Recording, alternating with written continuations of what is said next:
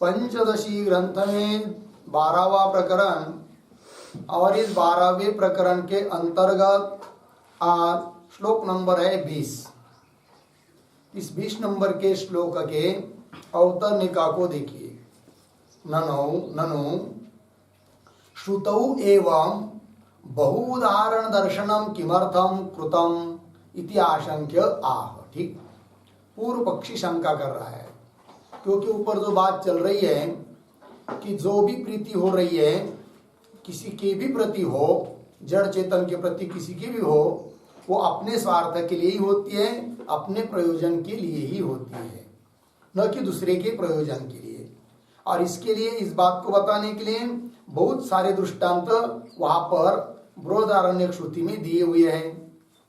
अब पूर्व पक्षी शंका कर रहा है कि इतने सारे दृष्टांत क्या देने की जरूरत है, ये पूछा प्रश्न। ननु श्रुतौ, श्रुति में एवं इस प्रकार से बहुउदाहरण दर्शनम किमर्थम, इतने सारे उदाहरण को दिखाना किसके लिए है, किमर्थम किम प्रयोजनाय। एक उदाहरण दो उदाहरण दे देते तो भी काम चल जाता, इतने उदाहरण देने का क्या प्रयोजन है, ये प्रश्न। इति आशंक्य, ऐसी शंका करके उत्तर दे रहे हैं। सर्वव्यवहृतिष्वेव अनुसन्धातुमीदृशम् उदाहरण बाहुल्यम् तेन स्वां वासयेन्मते।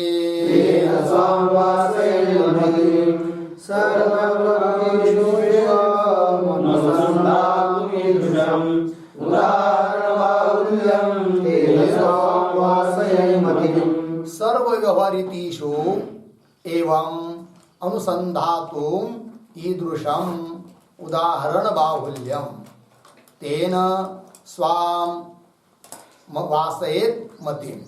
अन्वय लगभग सरल है, अंतिम के दो शब्द में केवल। तो सर्वव्यवहृतिषु एवं अनुसन्धातुम ईदृशम उदाहरण बाहुल्यम तेन स्वाम अंतिम मतिम वासयेत, इतना ही अर्थ देखिए। सर्वव्यवहृतिषु सभी व्यवहारों में एवं इस प्रकार का ही अनुसंधान करने के लिए सभी व्यवहारों में ऐसी ही बात होती है। इस प्रकार अनुसंधान चिंतन करने के लिए ईदृशम उदाहरण बाहुल्यम, इस प्रकार बहुत सारे उदाहरण वहां पर श्रुति में दिए हुए हैं। तो फिर क्या करें, तेन ऐसे इससे चिंतन करके समझे कि तेन स्वाम मतिम वासयेत, मति नाम बुद्धि, स्वाम अपने बुद्धि को संस्कारित करे।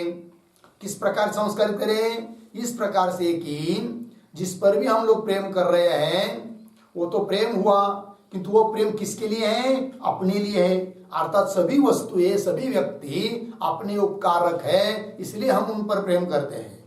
अतः उनसे भी ज्यादा प्रीति का विषय प्रियतम अपना आत्मा ही है, ऐसा निश्चय करे।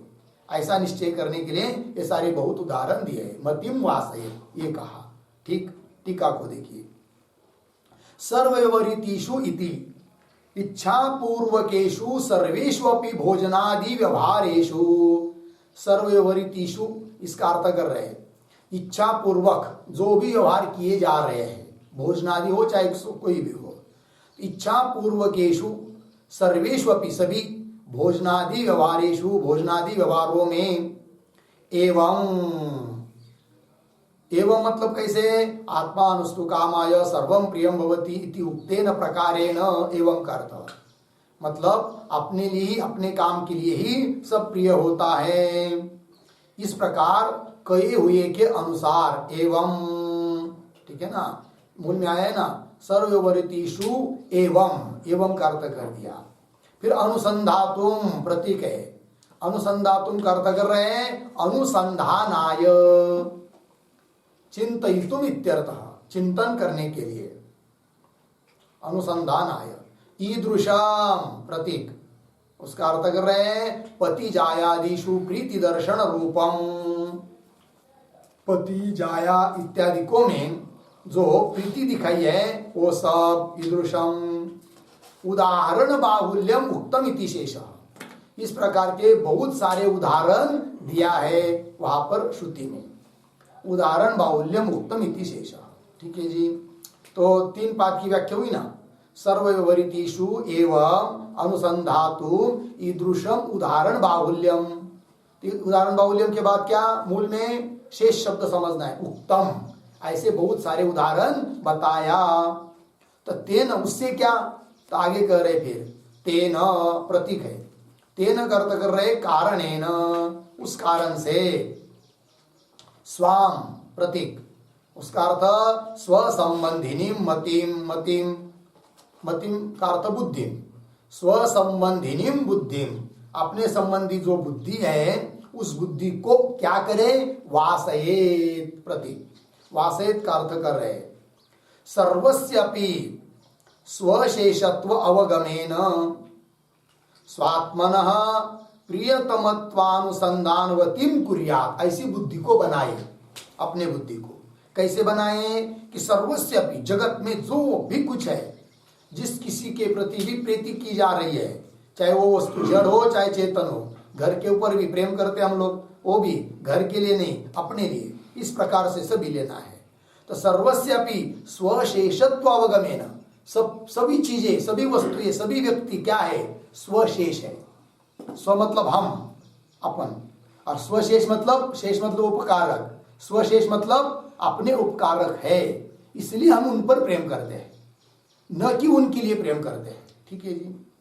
तो सर्वस्यपि स्वशेषत्व अवगमेन ज्ञानेन क्या करें, स्वात्मन प्रियतमत्व अनुसंधानवतीम कुर्यात्।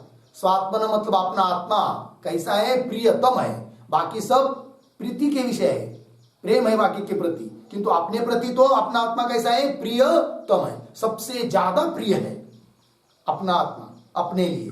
ठीक है कि नहीं।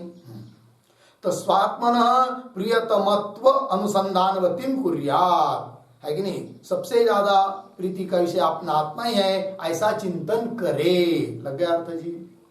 हाँ, आगे चलिए, आगे के श्लोक की अवतरणिका। ननु आत्मशेषत्वेन सर्वस्य प्रियत्व उक्तेः आत्मनः प्रियतमत्वम उक्तम अनुपपन्नम। पूर्व पक्षी शंका कर रहा है, क्या बोल रहा है कि ननु आत्मशेषत्वेन, आत्मशेषत्वेन इसका क्या अर्थ, उपकारित्वेन, शेषत्वेन मतलब उपकारित्वेन, आत्मशेषत्वेन आत्म उपकारित्वेन सर्वस्य प्रियत्व उक्ते है, सभी चीजें सभी व्यक्ति प्रिय है, ये कहा क्यों, आत्मशेष होने के कारण, आत्मोपकारी होने के कारण। आत्मा मतलब हम लोग, अपना, अपने उपकारक होने के लिए बाकियों के प्रति क्या होती है, प्रीति, प्रेम, ये बात बताई आपने, ऐसा बोल रहा है कौन, पूर्व पक्षी। ननु आत्मशेषत्वेन सर्वस्य प्रियत्व उक्ते है, आत्मन प्रियतमत्व उक्तम, फिर उससे बताया कि आत्मा प्रियतम है, बाकी शेष होने से प्रिय है, और वो आत्मा के लिए, इसलिए आत्मा क्या हुआ, प्रियतम हुआ, यह आपने कहा, ऐसा पूर्व पक्षी बोल रहा है, किसको, सिद्धांतियों को। तो आत्मन प्रियतमत्वम उक्तम, किंतु ये जो आपने कहा ये अनुपपन्नम, ये कहा उचित नहीं कहा, ठीक नहीं है। क्यों, उसका कारण बता रहा है पूर्व पक्षी। प्रीति विकल्पे क्रियमाणे, प्रीति क्या चीज है, प्रीति के बारे में यदि हम विकल्प करेंगे तो प्रीति का निरूपण करना ही आपके लिए दुष्कर हो जाएगा। कौन कह रहा है, पूर्व पक्षी, किसको, सिद्धांतियों को। अर्थात प्रीति नाम की वस्तु ही सिद्ध नहीं होगी तो हम अपने लिए बाकी के उपकारक होने से प्रिय हैं ये कहना नहीं बनेगा, और हमारे लिए है इसलिए हम उपकार, हम प्रियतम है ये कहना भी नहीं बनेगा, है कि नहीं। तो वही कह रहे, प्रीति विकल्पे क्रियमाणे, प्रीति के बारे में विकल्प करने पर प्रीतिएव दुर्निरूपत्वात्, प्रीति का निरूपण करना ही दुर्निरूपण हो जाएगा, कठिन हो जाएगा, अर्थात निरूपण नहीं कर पाओगे। इति अभिप्रायेण, इस अभिप्राय से प्रीति स्वरूपम पृच्छति, प्रीति का क्या स्वरूप है इस बात को पूछ रहा है कौन, पूर्व पक्षी, श्लोक के माध्यम से। अथ केयं भवेत् प्रीति श्रूयते या निजात्मनि रागो वद्वादि विषये श्रद्धायागादि कर्मणि भक्ति स्यात् गुरुदेवादा इच्छा त्वत्प्राप्त वस्तुनि अतकेयं भवेत् प्रीति श्रूयते या निजात्मनि रागो वद्वादि विषये श्रद्धायागादि कर्मणि भक्ति स्यात् गुरुदेवादात् इच्छा त्वत्प्राप्त वस्तुनि अथ का इयं भवेत् प्रीति श्रूयते या निजात्मनि रागः वद्वादि विषये श्रद्धा यागादि कर्मणि भक्ति स्यात् गुरुदेवादौ इच्छा तु अप्राप्त वस्तुनि। अन्वय देखिए। अथ या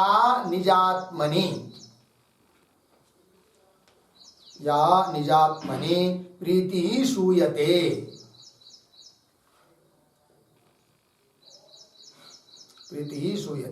इयं का भवेत् नीचे रागः वद्वादि विषये श्रद्धा यागादि कर्मणि भक्ति गुरुदेवादौ स्यात् इच्छा तु अप्राप्त वस्तुनि। ठीक है, देखिए भैया। अथ मतलब प्रश्नार्थक अथ शब्द है, प्रश्न करने के लिए अथ शब्द आया है। तो अथ या निजात्मनि प्रीति श्रूयते, निजात्मनि अर्थात अपने आत्म स्वरूप में जो प्रीति बता रहे हो, तो प्रीति श्रूयते इयं का भवेत्, या इस प्रीति का स्वरूप क्या है, का भवेत् कैसी है वो प्रीति, उसका क्या आकार है वो बताओ। ये प्रश्न कर रहा है कौन? पूर्व पक्षी।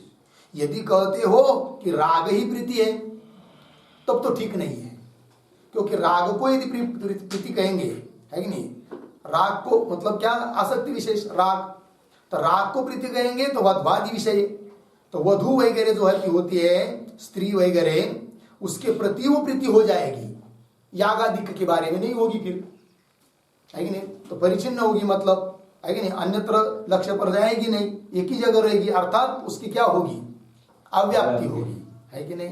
तो राग वद्वादि विषय श्रद्धा यागादि कर्मणि, यदि कहते हो कि श्रद्धा ही है क्या प्रीति का स्वरूप क्या श्रद्धा, तो भी ठीक नहीं है, क्योंकि श्रद्धा किस में होती है, यागादि कर्मों में ही होती है, वधवादि में नहीं होती है। तब इधर जाएगी तो इधर नहीं जाएगी, तो वो भी अव्यक्ति हो जाएगी फिर। और जिस लक्षण में दोष आते वो लक्षण सच साधु नहीं होता है, ठीक है ना। इसलिए प्रीति को, राग को भी प्रीति नहीं कह सकते, श्रद्धा को भी नहीं कह सकते। फिर यदि कहोगे कि भक्ति को प्रीति कहेंगे तो क्या होगा फिर, गुरुदेवादौ स्यात्, गुरुदेव इत्यादि के प्रति ही वो रह जाएगी केवल भक्ति। तो भक्ति को स्त्री की प्रति थोड़ी होती है, उधर तो नहीं जाएगी, प्रीति तो उधर है, लक्षण तो नहीं जा रहा है, तो अव्याप्त हो जाएगा, है कि नहीं। तो भक्ति गुरुदेवादौ स्यात्, गुरुदेवादिक नहीं रहेगी। आप कहोगे कि इच्छा ही है प्रीति का स्वरूप क्या, इच्छा, तब तो इच्छा तो सब जगह है कि नहीं, कहा तो वधु या गुरु सब जगह है, तब आप क्या दोष है, तो बोल रहा है नहीं, इच्छा वहां पर होती है, इच्छा तो अप्राप्त वस्तुनि, जो वस्तु प्राप्त नहीं है उसी के बारे में इच्छा होती है, प्राप्त वस्तु के बारे में इच्छा नहीं होती है। तो जो वस्तु प्राप्त है उस पर प्रीति तो है, इच्छा थोड़ी है। और इच्छा को यदि प्रीति कहोगे तो प्राप्त जो वस्तु है उसके प्रति प्रीति है, लक्षण जाना चाहिए, किंतु नहीं जाएगा, क्योंकि इच्छा वहां पर है ही नहीं है। इच्छा वही होती है केवल कहा जो अप्राप्त वस्तु है कि नहीं। अर्थात प्रीति का स्वरूप यदि कहने का प्रयास करोगे तो राग को नहीं कह पाओगे, श्रद्धा, भक्ति, इच्छा, इनमें से कोई स्वरूप नहीं बनेगा प्रीति का, और इससे अतिरिक्त तो कोई बनने का संभावना भी नहीं है। अर्थात प्रीति का स्वरूप ही निरूपण नहीं हो पा रहा है, तो प्रीति कहाँ से सिद्ध होगी कि आत्मशेष जो वस्तु है उनके प्रति प्रीति, और वो सब आत्मा के लिए अपने लिए है, इसलिए हमारा जो स्वरूप है वास्तव स्वरूप वो प्रियतम है, ये कहना ही नहीं बनेगा। कौन बोल रहा है? पूर्व पक्षी। हाँ, टीका को देखिए। अथेति, अथ शब्द प्रश्नार्थ, यहाँ पर जो अथ शब्द आया है वो प्रश्न उपस्थित करने के लिए अव्यय रूप में आया है। अथ जैसा ननु आता है, अथ शब्द प्रश्नार्थ। आगे, या निजात्मनि प्रीति ही श्रूयते, निजात्मनि मतलब अपने मूल आत्मा में जो प्रीति सुनाई देती है या श्रुति बताती है, यम का उसका स्वरूप क्या है, अर्थात प्रश्न करने वाले का क्या भाव है वो दे रहे टीकाकार। किम राग रूपा, वो प्रीति क्या राग रूपा प्रीति, किम वा श्रद्धा रूपा, उत भक्ति रूपा, यद्वा इच्छा रूपा। चार विकल्प किए हैं। वो प्रीति का स्वरूप राग है, अथवा श्रद्धा है, अथवा भक्ति है, अथवा इच्छा है। इति किम शब्दार्थ, ये मूल में जो आया था ना यम का, किम शब्द का रूप है का, तो किम शब्द का यह अर्थ है चार विकल्प करना। ये चार विकल्प किया है पूर्व पक्षी ने। इति किम शब्दार्थ, चतुर्ष्वपि पक्षेषु प्रीते सर्व विषयत्व न संभवति इत्याह।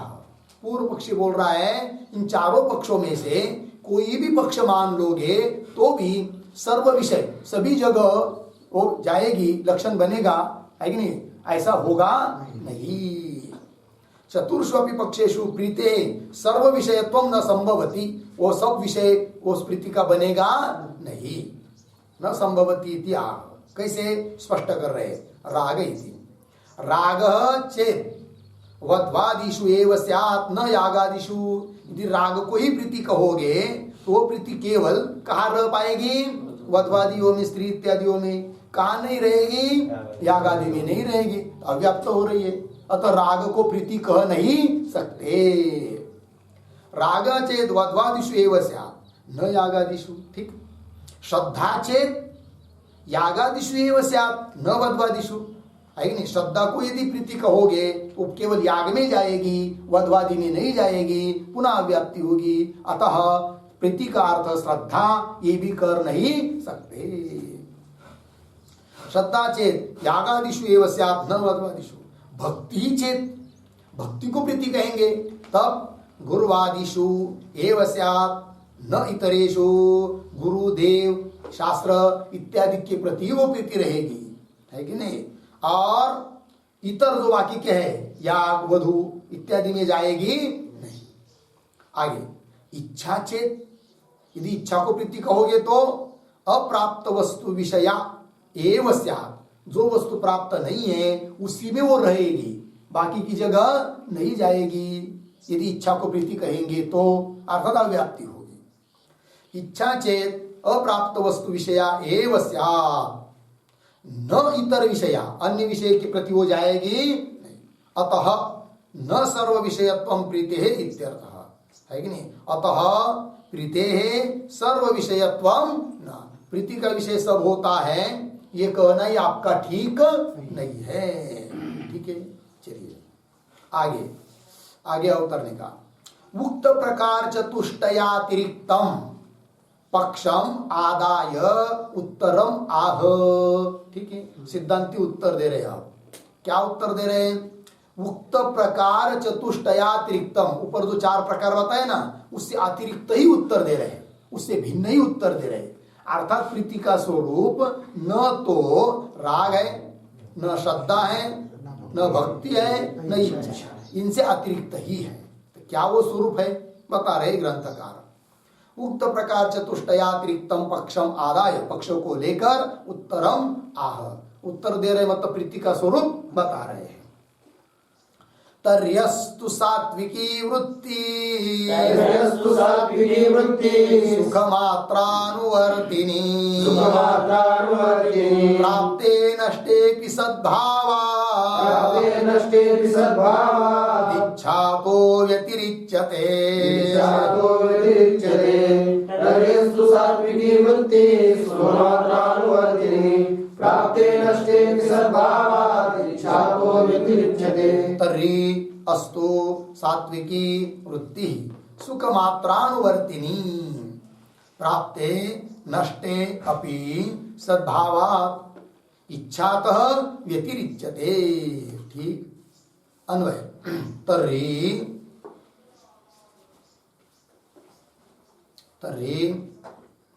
सुख मात्रानुवर्तिनी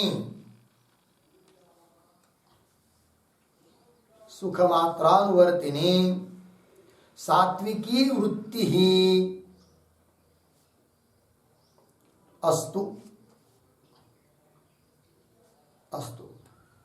आगे प्राप्ते नष्टे अपि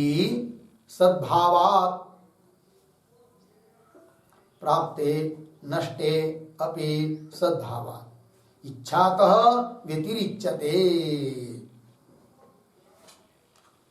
ठीक है, अर्थ देखिए भाई। तर्री मतलब प्रीति का स्वरूप राग श्रद्धा इत्यादि नहीं बन पा रहा है तो इनसे भिन्न ही रहने दो। ठीक है, तो तर्री तो क्या स्वरूप फिर प्रीति का, तो बता रहे सुख मात्रानुवर्तिनी सात्विकी वृत्ति ही प्रीति, ये प्रीति का लक्षण कर दिया। सुख मात्रानुवर्तिनी मतलब केवल सुख को ही विषय करने वाली जो अंतकरण की सात्विक वृत्ति, उसका नाम है प्रीति। क्या? केवल सुख को विषय करने वाली है कि नहीं, जो अंतकरण की सात्विक वृत्ति है उसका नाम है क्या? प्रीति। अब वो सब जगह जाएगी, है कि नहीं?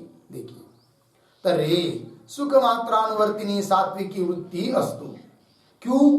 तो बता रहे, तो बोलेंगे भाई सात्विकी वृत्ति सुख, केवल सुख को चाहने वाली या जिसका विषय केवल सुख है कि नहीं, सुख को विषय करने वाली सात्विकी वृत्ति तो इच्छा ही बन गई। इच्छा से वो अतिरिक्त कहाँ रही? तो उत्तर दे रहे नहीं, इच्छा नहीं है। इच्छा केवल अप्राप्त वस्तु के बारे में रहती है। और इस प्रकार की सुख को विषय करने वाली सात्विक वृत्ति तो नष्ट सुख के बारे में भी होती है, नष्ट वस्तु के बारे में भी, है कि नहीं, और प्राप्त वस्तु के बारे में भी होती है। अतः इच्छा से भिन्न है इस प्रकार की प्रीति का स्वरूप इच्छा से भिन्न हुआ। वही करे प्राप्ते नष्टे अपि, है कि नहीं, जो प्राप्त अर्थात प्राप्त सुख है उस पर भी होती है ये प्रीति। सुख को विषय करने वाली अंतकरण की वृत्ति उस पर भी होती है। अतः इच्छा से भिन्न हुई, क्योंकि इच्छा कहाँ होती है? केवल अप्राप्त के बारे में होती है। और यह इस प्रकार की सात्विक प्रीति प्राप्त सुख में भी होती है। अतः इच्छा से भिन्न है कौन? यह प्रीति। अर्थात किसको कह दिया प्रीति? वृत्ति को ही प्रीति कहा। किस प्रकार की वृत्ति को प्रीति कहा? सात्विकी वृत्ति। पुनः कैसी? केवल सुख को विषय करने वाली सात्विक वृत्ति का नाम बताया प्रीति। और वो इच्छा से भिन्न है, क्योंकि इच्छा केवल अप्राप्त वस्तु के बारे में रहती है। और इस प्रकार की सुख को विषय करने वाली सात्विक वृत्ति तो प्राप्त सुख के बारे में भी रहती है कि नहीं? इसलिए इच्छा से भिन्न है। वही प्राप्त सुखादियों में और नष्टे, है कि नहीं, समझ लीजिए कोई सुख नष्ट हुआ तो वो सुख पुनः मिले, उस प्रकार की वहां पर भी उसके बारे में भी वो वृत्ति रहती है। अतः यह प्रीति का स्वरूप बताया। ठीक है, चलिए आगे। तो प्राप्ते नष्टे अपि सद्भावात् इच्छातः व्यतिरिच्यते। व्यतिरिच्यते का अर्थ होता है भिद्यते, इच्छा से यह प्रीति भिन्न है, ये कहा। टीका को देखिए, तर्हि अस्तु इति, तर्हि प्रतीक है। तर्हि शब्द का अर्थ बता रहे हैं। प्रीते रागादि रूपत्व असंभवे सती, प्रीति का रागादि रूप रागादि स्वरूप असंभव होने पर, क्योंकि ऊपर के श्लोक में बताया कि राग प्रीति नहीं हो सकती, श्रद्धा नहीं हो सकती, भक्ति नहीं हो सकती और इच्छा नहीं हो सकती है। तो बोल रहे ठीक है, नहीं हुई तो नहीं हुई, तो भी बता रहे प्रीति का स्वरूप। तर्हि प्रीते रागादि रूपत्व असंभवे सती, आगे सुख मात्रानुवर्तिनी प्रतीक है, उसका अर्थ कर रहे सुखम एव सुख मात्रम, केवल सुख को बोलेंगे सुख मात्रम, और उसको अनुसरण करके जो रहती है उसको कहेंगे सुख मात्रानुवर्तिनी। यही विग्रह दे रहे हैं। सुखमेव सुखमात्रम अनुसृत्य वर्तते इति सुखमात्रानुवर्तिनी, अर्थात सुखैक गोचरा, एक शब्द में कहना हो तो केवल सुख को ही विषय करने वाली जो अंतकरण की सात्विक वृत्ति, सत्वगुण का परिणाम स्वरूप वृत्ति, उस वृत्ति का नाम है क्या? प्रीति। लग गया? चलिए, सुख मात्रानुवर्तिनी सुखैक गोचरा इत्यर्थ। आगे सात्विकी प्रतीक है, उसका अर्थ कर रहे हैं सत्व गुण परिणाम रूपा। अंतकरण में जो 3 गुण है उनमें से सत्व गुण का परिणाम स्वरूप है वो वृत्ति। वृत्ति क्या चीज है उसका अर्थ कर रहे हैं, वृत्ति प्रतीक है अंतकरण वृत्ति ही, अंतकरण की वृत्ति। प्रीति ही अस्तु, इसी को हम प्रीति कहते हैं। अब देखिए, इस प्रकार की प्रीति का स्वरूप सब जगह बैठता है, वधवादिक में भी है कि नहीं? क्योंकि उससे सुख मिले इसलिए सुखादि गोचरा सात्विकी वृत्ति, यागादिक में भी है, देव इत्यादि में भी है, अप्राप्त वस्तु के बारे में भी है, सब जगह यह स्वरूप बैठता है। ठीक है, चलिए, ननु तर्हि सा प्रीति इच्छा एव इति आशंक्य परिहरति।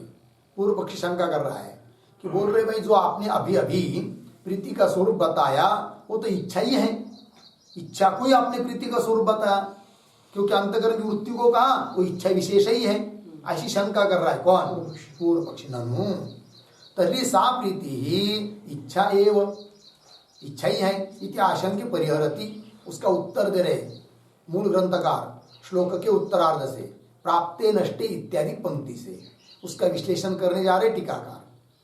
इच्छा तावत अप्राप्त सुखादि मात्र विषया।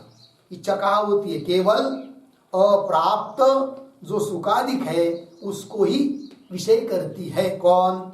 इच्छा, अप्राप्त को, ठीक है ना, प्राप्त को नहीं। इच्छा तावत अप्राप्त सुखादि मात्र विषया। आगे इयम तु इयम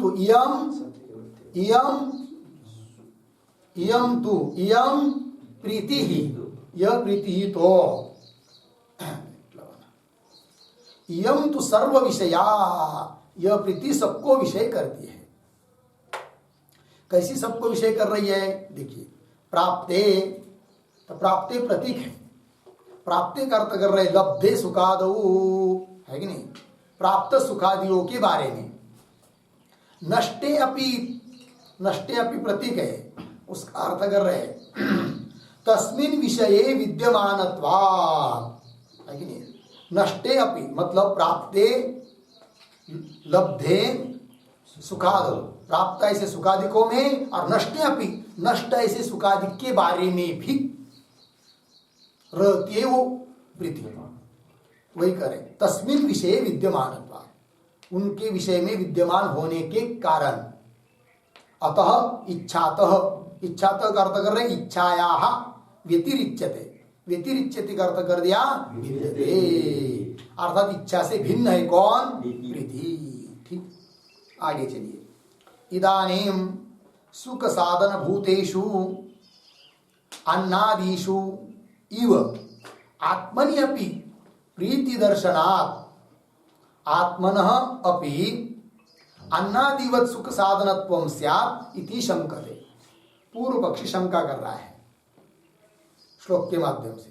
तो क्या शंका कर रहा है? टीकाकार कह रहे अवतरणिका में, इदानीम अब सुख साधन भूतेषु अन्नादिषु, सुख का साधन है कौन? अन्नादिक, अन्न वगैरह सुख थोड़ी है, सुख का साधन है।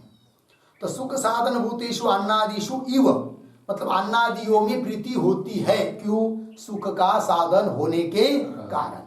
ठीक है, ये दृष्टांत हुआ। इव उसी प्रकार आत्मनि अपि प्रीति दर्शनात्, आत्मा में भी हर एक व्यक्ति का, हर एक जीव का अपने आत्मा में प्रीति होती है कि नहीं? प्रीति होती है। तो जैसे अन्न में प्रीति होती है, क्यों? अन्न सुख का साधन है इसलिए। उस प्रकार सभी जीवों की अपने आत्मा में प्रीति है। तो यहां पर भी हम कहेंगे क्या? आत्मा भी सुख का साधन है कि नहीं? आत्मा भी सुख का साधन बन जाएगा फिर अन्न की तरह, ये शंका। अर्थात आत्मा सुख रूप नहीं है, अभी तो सुख का साधन है, ये सिद्ध हो रहा है। ठीक है, इव आत्मनि अपि प्रीति दर्शनात्, आत्मा में भी प्रीति देखने को मिल रही, इसलिए प्रीति दर्शनात् आत्मनः अपि अन्नादिवत, है कि नहीं, आत्मा में भी अन्नादि की तरह अन्नादिवत सुख साधनत्वम स्यात्, जैसे अन्नादियों में सुख साधनत्व है वैसा सुख साधनत्व हो जाएगा किसमें, आत्मा में, अर्थात आत्मा भी सुख का साधन बनेगा, ये कहना है। यद्यपि आत्मा कैसा है, सुख स्वरूप है, किंतु पूर्व पक्षी कह रहा है इस हिसाब से देखेंगे तो फिर आत्मा सुख का साधन बनेगा। और जो जो सुख का साधन होता है वो सुख रूप नहीं होता है, और वो अनात्मा होता है, जड़ होता है कि नहीं। जो भी हो, खाद्य पदार्थ हो, पेय पदार्थ हो, जो भी विषय हो, वो सब सुख के साधन है, अनात्मा है, नाशवान है, जड़ है। और आत्मा भी यदि सुख का साधन हो जाएगा तो आत्मा भी फिर जड़ होगा, अनात्मा होगा, और क्या विनाशी होगा, ये सब बात आएगी। आत्मा सुख रूप सिद्ध नहीं होगा, ये पूर्व पक्षी का अभिप्राय। देखिए श्लोक को, सुख साधन तोपादे ब्रह्मपानादय प्रियाः सुख साधनोपादे ब्रह्मपानादय प्रियाः। हाँ, शंका कर रहा है इस श्लोक से।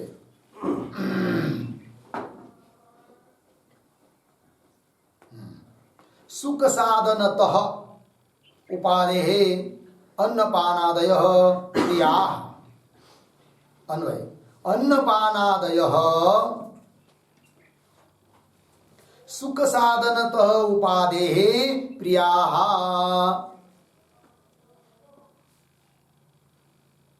ठीक, अन्नपानादय खाद्य पेय पदार्थ सुख साधनत्व उपाधि, सुख का साधनत्व रूप उपाधि से युक्त है। कौन? अन्नादि, इसलिए प्रिय है। अन्न प्रिय है, क्यों? उसमें धर्म है। कौन सा? सुख साधनत्व, यही उपाधि। तो सुख का साधन बनना, सुख का साधनत्व रूप उपाधि से युक्त है। कौन? अन्नपानादि, इसलिए वो क्या है? प्रिय है। उस प्रकार आत्मा में भी प्रीति है, तो आत्मा में भी मानो क्या? सुख साधनत्व, अर्थात सुख साधनत्व रूप उपाधि से युक्त है वो आत्मा, इसलिए प्रिय है, अर्थात सुख का साधन है, ऐसा मानो। ये कह रहा है कौन? पूर्व पक्षी। टीका को देखिए, सुखेति अन्नपानादय सुख साधनत्व उपाधिना यथा प्रियाः दृष्टाः।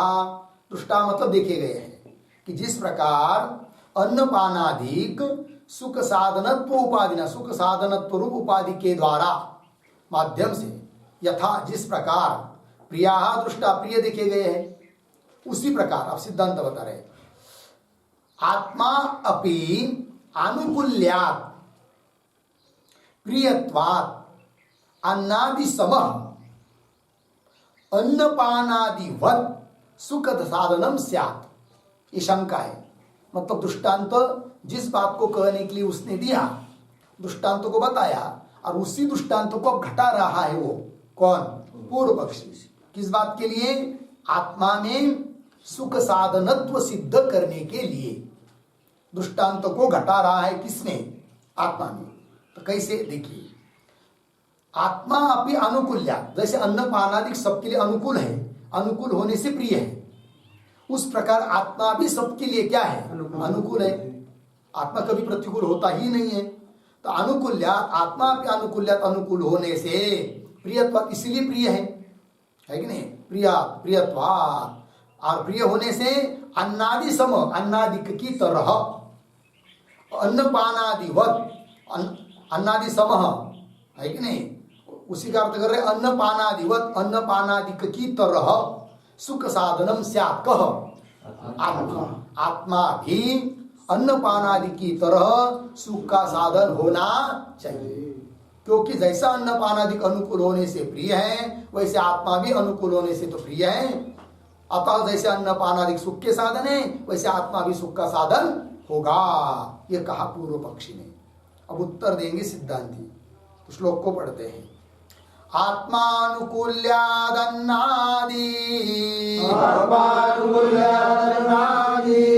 समश्चेदनुमात्रकः अनुकूलैः अनुकूलयितव्यस्य नैकस्मिन् कर्म कर्तृता नैकस्मिन् कर्मकर्ता आत्मानुकूल्यादन्नादि समश्चेदनुमात्रतः अनुकूलयितव्यस्य नैकस्मिन् कर्मकर्ता आत्मा अनुकूल्यात् अन्नादि समः चेत अमुना अत्र कः अनुकूलयितव्यः स्यात् न एकस्मिन् कर्म कर्तृता। ठीक है, अन्वय आत्मा अनुकूल्यात् अन्नादि समः चेत अत्र अमुना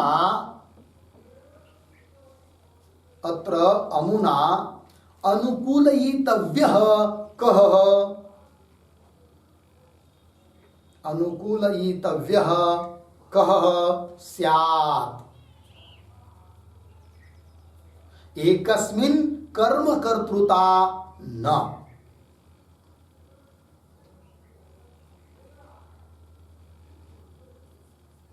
ठीक है, अर्थ देखिए।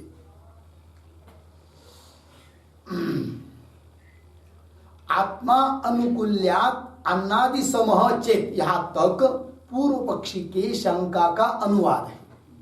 यदि ऐसी शंका करते हो तो क्या आत्मा अनुकूल्यात्, आत्मा अनुकूल होने से अन्नादिक की तरह है, मतलब अन्न वगैरह जैसे सुख के साधन है वैसा आत्मा भी सुख का साधन है, ऐसा यदि मानते हो तो उत्तर, ये प्रश्न का अनुवाद हुआ कि नहीं, अब उत्तर दे रहे उसको। अत्र ऐसा मानने पर अमुना अनुकूलयितव्य कह स्यात्, बताओ, पूछ रहे हैं कौन, सिद्धांती, किसको, पूर्व पक्षी को, कि अत्र यहां पर फिर अमुना, अमुना का मतलब होता है अनुकूल, इस आत्मा के द्वारा सुख का साधन मान रहे जिस आत्मा को, ऐसे आत्मा के द्वारा अनुकूलितव्य कह स्यात्, अनुकूलितव्य कौन है बताओ। ठीक है, मतलब क्या, थोड़ा समझिए। देखिए भाई, जैसे अन्न हम लोगों के लिए अनुकूल है, बराबर, इसलिए प्रीति का विषय है, और अतः सुख का साधन है कौन, अन्न।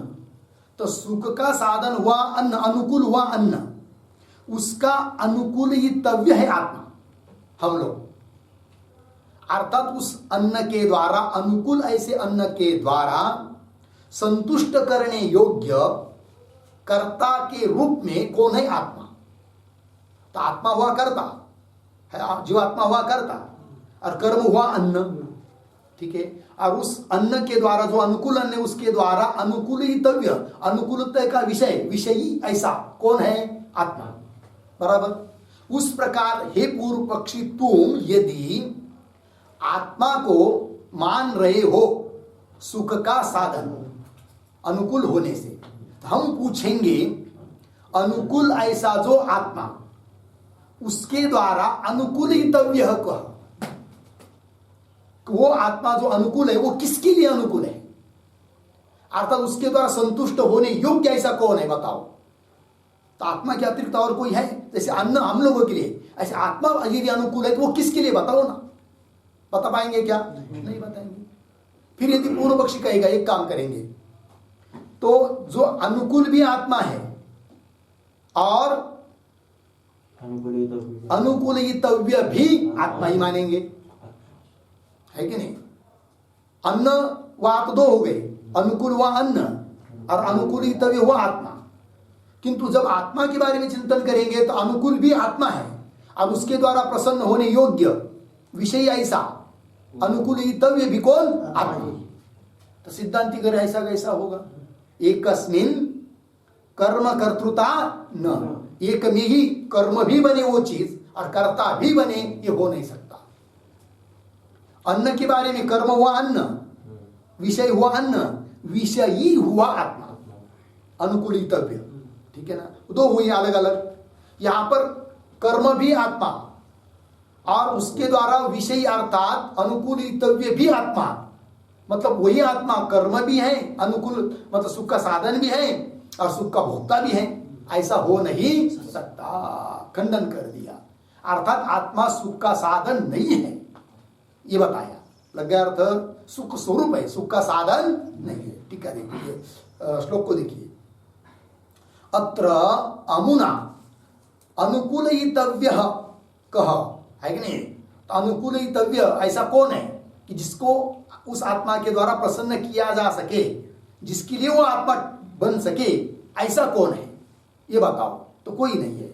अनुकह स्यात्, है नहीं कोई। यदि कहेगा कि एकस्मिन, तो कह रहे एकस्मिन कर्म कर्तृत्वान, कर्तृता न, एक में ही कर्म, वही कर्म बने और वही कर्ता बने, ऐसा हो नहीं सकता। ठीक है, ठीक है।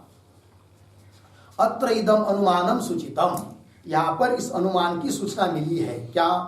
विमतः आत्मा सुख साधनम भवितुम अर्हति प्रियत्वात् अन्नादिवत्, है कि नहीं? यह अनुमान है। तो पूर्व पक्षी का अनुमान है। तो पक्ष कौन हुआ? विमत आत्मा। विमत मतलब विवाद का विषय। आत्मा सुख का साधन होने के लिए योग्य है। कौन बोल रहा है? पूर्व पक्षी। सुख साधनम भवितुम अर्हति, क्यों? प्रियत्वात् हेतु दिया और दृष्टांत दिया अन्नादि वतु इति।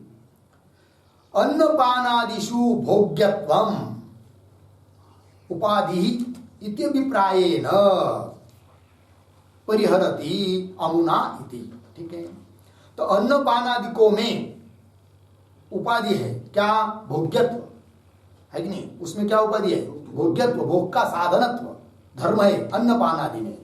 तो अन्नपानादिशो भोग्यत्वम उपाधि, इस अभिप्रायेन, इस अभिप्राय को मन में रखकर क्या कर रहे हैं? परिहार कर रहे, उत्तर दे रहे अमुना इत्यादि के द्वारा। तो टीका को देखिए। अत्र प्रतीक है, अत्र का अर्थ कर दिया लोके, लोक में। अमुना सुख साधनतया अनुकूलेन, अमुना का अर्थ कर दिया सुख साधनतया अनुकूलेन। और आगे अनुकूलितव्य कह स्यात्, प्रश्न। ये सिद्धांतियों ने प्रश्न पूछा है पूर्व पक्षी को। ठीक, तो देखिए अत्र इस श्लोक में कैसा पढ़ेंगे? अत्र लोके सुख साधनतया अनुकूलेन अमुना अनुकूलितव्य कह स्यात्, ऐसा।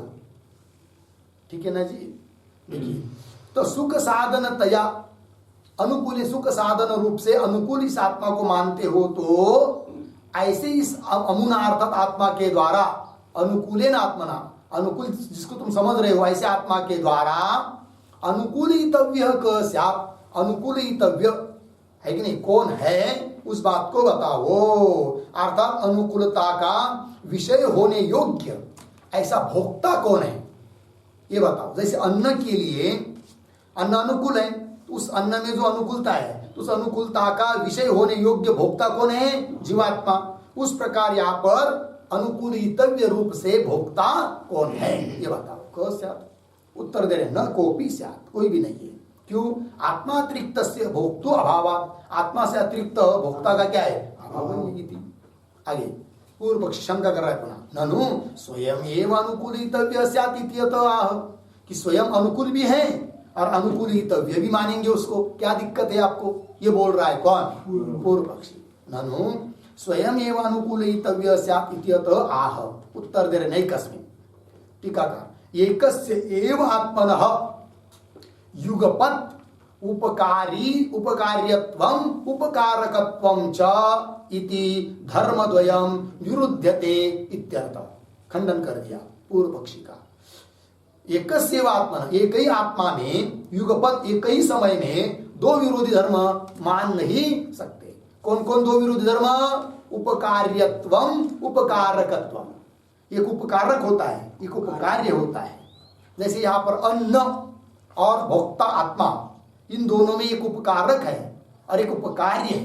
तो उपकारक कौन है? अन्न, अन्न उपकारक है, और उसके द्वारा उपकार्य, उपकार करने योग्य कौन है? आत्मा। लेकिन उस प्रकार आत्मा को अनुकूल मानेंगे तो यहाँ पर उपकारक हो जाएगा कौन? आत्मा। उपकार्य कौन है बताओ? अनुकूलितव्य कह मतलब उपकार्य कह, उपकार करने योग्य कौन है बताओ? कोई नहीं है, क्योंकि आत्मा को छोड़कर दूसरा कोई भोक्ता है नहीं। आत्मा में भी इसका मतलब वास्तविक भोक्ता ये नहीं, उपाधि को लेकर भोक्तृत्व है, इसको नहीं भूलना। ठीक है, एकस्यैव आत्मनः युगपत् उपकार्यत्वम उपकारकत्वम च इति धर्मद्वयम विरुध्यते इत्यर्थ। दो धर्म एक जगह रह नहीं सकते, ये बात कह दी। हो गया बस, आगे का विचार हम लोग ओम पूर्णमदः पूर्णमिदं पूर्णात् पूर्णमुदच्यते पूर्णस्य पूर्णमादाय पूर्णमेवावशिष्यते। ओम शांति शांति शांति।